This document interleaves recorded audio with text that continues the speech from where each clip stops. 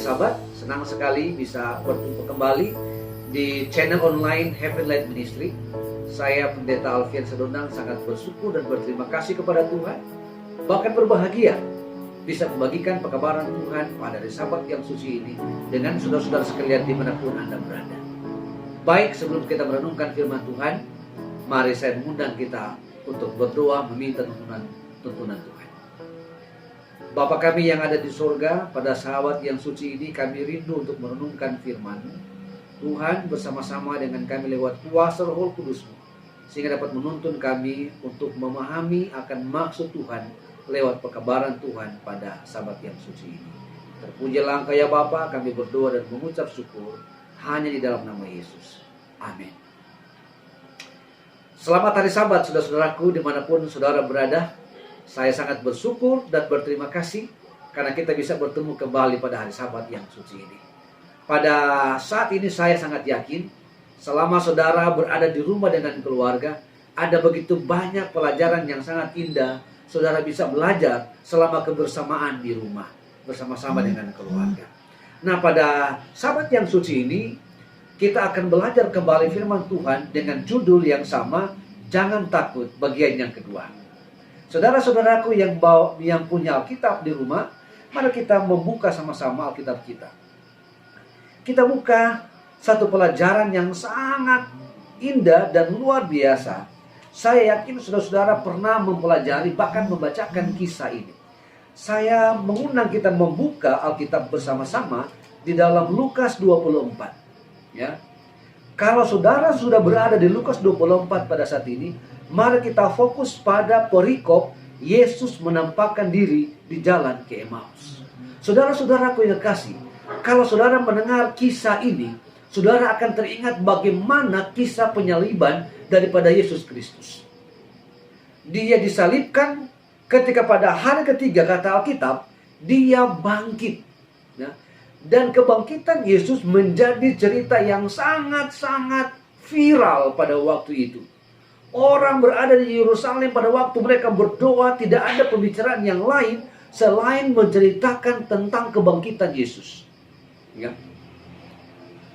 Pada saat itu, murid-murid pun gelisah, mereka bingung, bahkan ada yang galau. Termasuk dua orang murid Yesus. Kata firman Tuhan pada ayatnya yang ke-13 berbunyi, pada hari itu juga dua orang dari murid Yesus pergi ke sebuah kampung bernama Emmaus yang terletak kira-kira 7 mil jauhnya dari Yerusalem. Ayatnya yang ke-14, dan mereka bercakap-cakap tentang segala sesuatu yang telah terjadi. Mereka sementara bercakap-cakap tentang Yesus yang hebat itu. Yesus yang tadinya menyembuhkan banyak orang sakit. Orang mati pun dibangkitkan oleh Yesus. Tapi dia mati. Dia mati. Yang membuat mereka bingung lagi ada kabar tentang kebangkitannya. Saudara-saudaraku yang kekasih, awalnya murid-murid ini ketakutan mereka. Mereka takut tidak ada raja lagi. Tidak ada orang yang membela lagi. Tidak ada orang yang mereka banggakan lagi. Oleh karena orang yang mereka banggakan, Yesus namanya, telah mati. Sekarang ini mereka dibingungkan soal kebangkitannya. Sementara dua orang murid Yesus ini sementara berjalan dan bercakap-cakap tentang situasi yang sementara terjadi, tiba-tiba muncul seseorang di tengah-tengah mereka. Mereka kaget. Orang ini ya seolah-olah menanyakan atau kebingungan sementara membahas apa kalian berdua. Saudara-saudara, mari kita lihat pada ayatnya yang ke-15, ya. Ayatnya yang ke-15, mari kita baca ayat 15. Ketika mereka sedang bercakap-cakap dan bertukar pikiran, datanglah Yesus sendiri mendekati mereka, lalu berjalan bersama-sama dengan mereka. Ayat yang ke-16. Tetapi ada sesuatu yang menghalangi mata mereka, sehingga mereka tidak dapat mengenal Dia. Pada ayat yang ke-13 mengatakan bahwa dua orang ini adalah murid Yesus. Tapi ketika sosok Yesus tiba berada di tengah-tengah mereka berdua, dua orang ini tidak mengenal siapa orang itu. Bukankah ini sesuatu yang aneh, saudara-saudara yang kasih? Yesus belum beberapa tahun mati. Yesus baru beberapa hari saja mati. Tapi pada hari itu, kedua orang murid Yesus ini tidak mengenal siapa Yesus itu. Wah, ini satu cerita yang sangat luar biasa. Menarik. Sangat menarik. Ya. Saya waktu membacakan ini kadang-kadang bingung. Bagaimana mungkin dua orang yang dicatat oleh Alkitab murid Yesus, tapi mereka tidak mengenal Yesus yang muncul tiba-tiba di tengah-tengah mereka. Nah, salah satu dari mereka yang bernama Kleopas bingung bertanya, kamu orang baru? Kalau kamu orang baru di sini, dia coba menceritakan. Kleopas dia coba menceritakan semua yang terjadi secara jelas kepada sosok yang mereka tidak kenal, yang muncul tiba-tiba, padahal orang itu adalah Yesus sendiri. Saudara-saudara, begitu jelas disampaikan oleh salah satu murid Yesus yang bernama Kleopas dalam perjalanan menuju ke Emmaus. Alkitab mencatat di dalam ayatnya yang ke-13, kira-kira 7 mil jauhnya perjalanan. Ini perjalanan yang cukup jauh, saudara. Kalau perhitungan 1 mil sama dengan 1609 meter. 1 mil sama dengan 1609 meter. Ya.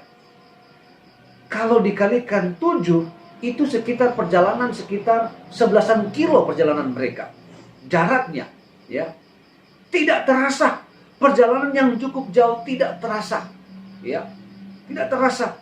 Karena awalnya Kleopas yang begitu bersemangat menceritakan peristiwa yang sementara terjadi. Saudaraku, mari kita lihat pada ayatnya yang ke-25. Ayatnya yang ke-25 di sini mengatakan, ya. Lalu ia berkata, siapa ia? Yesus yang berada di tengah-tengah dua murid ini. Dia berkata kepada mereka, hai kamu orang bodoh. Coba saudara bayangkan, ketika ada orang memberikan informasi kepada saudara, tiba-tiba orang itu membalasnya dengan kata, hai kamu orang bodoh. Mungkin saudara bisa tersinggung, atau bisa saja marah. Tapi kenapa pada waktu itu Tuhan mengatakan kepada Kleopas dan temannya orang bodoh, mereka berdua tidak ada reaksi apa-apa. Ya. Memang Alkitab tidak mencatat reaksi mereka. Tapi Yesus terus menceritakan apa yang sesungguhnya terjadi tentang dirinya. Dia mulai berkata, kedua orang ini hanya mendengar saja.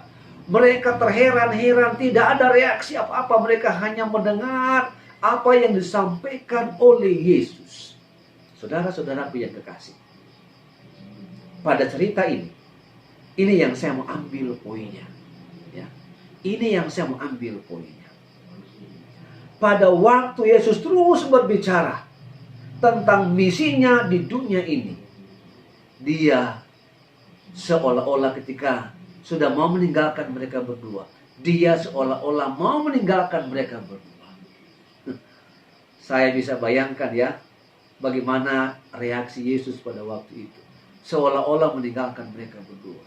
Tapi yang hebat di sini, saudara-saudaraku, yang hebat di sini adalah pada waktu Yesus seolah-olah meninggalkan kedua murid ini, dua orang murid ini tidak diam.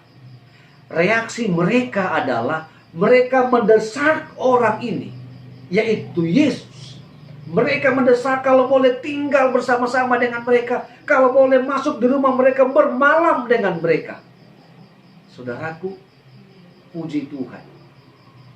Mereka berhasil mendesak orang itu yang bernama Yesus untuk tinggal dengan mereka, masuk di rumah mereka. Pada saat itu, ketika hidangan makanan sudah disiapkan, Yesus mengambil roti, memecahkan. Saat itu juga mata mereka terbuka. Mata mereka terbuka dan mereka baru sadar, mereka mengenal bahwa ternyata orang itu adalah Yesus. Saudara, ini reaksi. Ini reaksi dari salah satu murid Yesus, ya. Kita bisa baca di dalam ayatnya yang ke-32. Ya. Kata mereka seorang kepada yang lain. Ini kedua orang tadi ya, waktu dalam perjalanan. Ya. Ini kata dua orang ini ayat 32. Bukankah hati kita berkobar-kobar ketika ia berbicara dengan kita di tengah jalan, dan ketika ia menerangkan kitab suci kepada kita? Saudara-saudara yang kekasih, kalau kita membaca kembali dalam Yohanes 1 ayat 1. Ya. Yohanes 1 katakan begini, saudara. Pada mulanya adalah firman.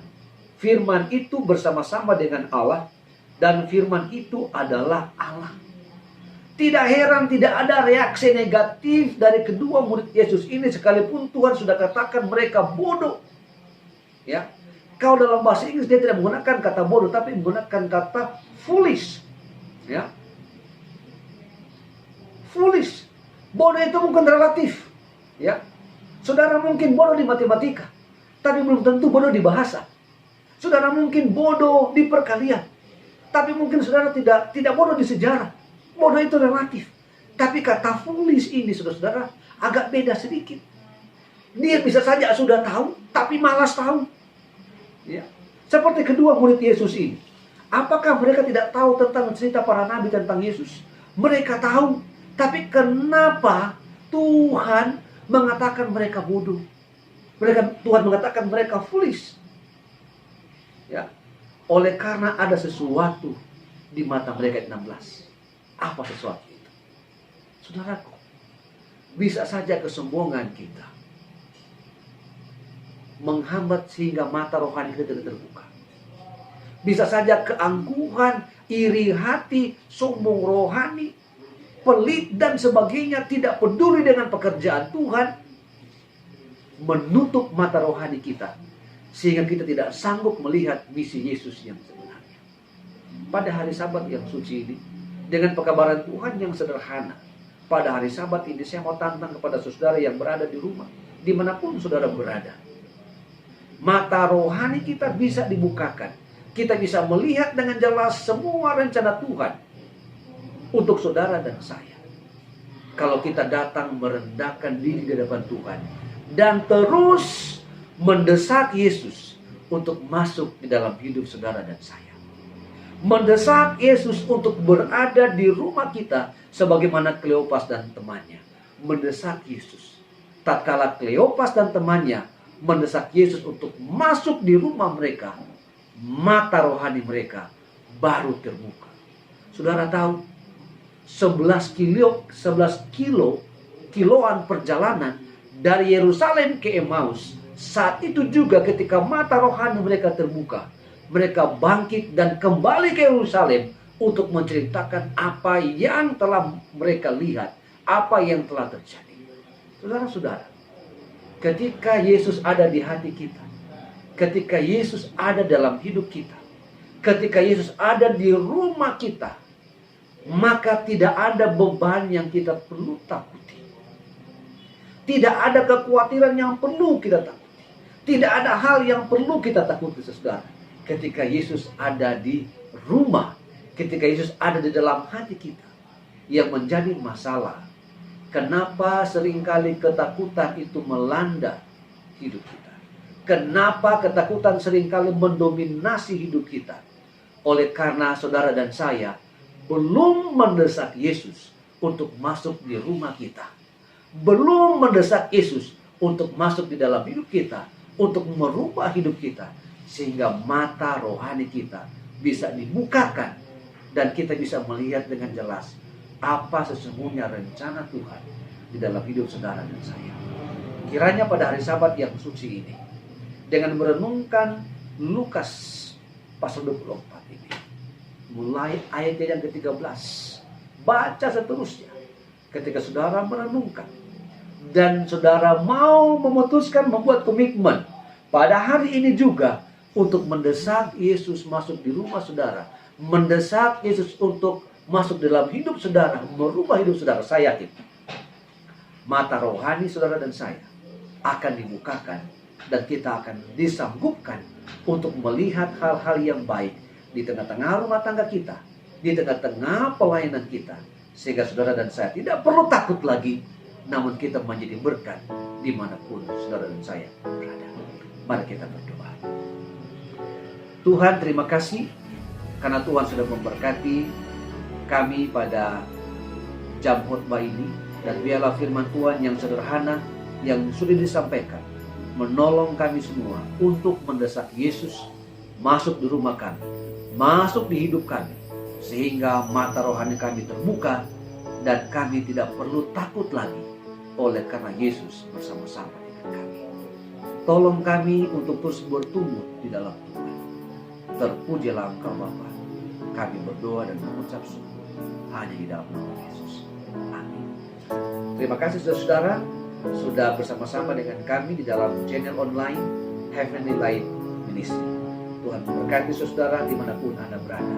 Adalah doa kami. Shalom, shalom.